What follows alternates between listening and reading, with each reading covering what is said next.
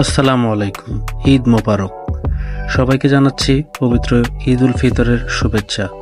অনেক দিন হয়ে গেল এই ব্লগটা করে রাখছিলাম, কিন্তু আসলে অলসতার কারণে আপলোড দেওয়া হয় নাই, তাই এতদিন পরে আপনাদের মাঝে শেয়ার করলাম। আমি কতটাই অলস যে রমজানের ঈদ শেষ হয়ে কোরবানির ঈদ চলে আসছে, এতদিন পরে এসে রমজানের ঈদের ব্লগ আপলোড দিতেছি। বুঝেন তাইলে সকাল সকাল ঘুম থেকে ওইটা ফ্রেশ ট্রেশ হয়ে পাঞ্জাবি পরে রেডি হইতেছি, কারণ ঈদগাহে যাইতে হবে সেজন্য।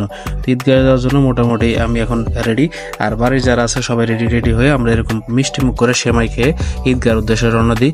এবারে রমজানের ঈদের ওয়েদারটা খুব সুন্দর ছিল, সকালবেলা একটু হালকা হালকা কুয়াশা ছিল, ভালোই লাগতেছিল। তো মোটামুটি আমরা সবাই রেডি হয়ে চিন্তা করলাম যাইতে ঈদগাহের উদ্দেশ্যে। আমি আমার মামাতো ভাইদের নিয়ে সাথে করে যাইতেছিলাম। আমার মুরব্বীরা যারা ছিল তারা আগে ঈদগাহে চলে গেছে।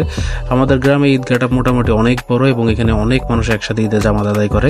ঈদের জামাতের পরে আমরা চলে গেলাম হচ্ছে গোরস্থানে, যেখানে আমাদের অনেক মুরব্বীরা শুয়ে আছে, সেখানে কবর জিয়ারত করতে। গোরস্থানে সবার সাথে একসাথে কবর জিয়ারত শেষ করে আমরা আবার বাড়ির দিকে রওনা হইলাম।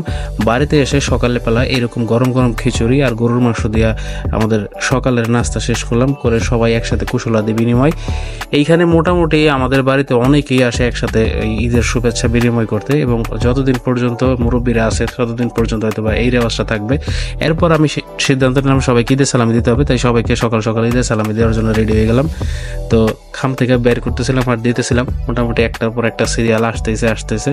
তো সবাই ঈদের সালামি টালামি দিয়ে শেষ করলাম। এর মধ্যে দেখে আমার ক্যামেরাম্যান বলে তারা ঈদের সালামি দিতে হবে। যাই হোক, আমার ছোট বোন ছিল, ওরও ঈদের সালামি দিলাম, দিয়ে মোটামুটি সবার জন্য সালামের পর্বটা শেষ করছি। এরপর আমরা দুপুরে খাওয়া দাওয়া করে একটু ঘুরতে বেরোলাম। মূলত উদ্দেশ্য ছিল আমরা মাগুরাতে যাব, ছোট মামির বাপের বাড়িতে। ওইখানে আমরা বেড়াতে গেলাম। মোটামুটি বাড়িতে যে সকল মহিলারা ছিল সবাইকে নিয়ে আমি একাই ড্রাইভ করে গেছি। একাই পুরুষ মানুষ আমি ছিলাম, আর বাকি সব মহিলা। এতগুলো মানুষ নিয়ে একসাথে ড্রাইভ করে এত দূরে যাওয়া, মোটামুটি ঈদের দিনটা এইভাবে কেটে গেছে।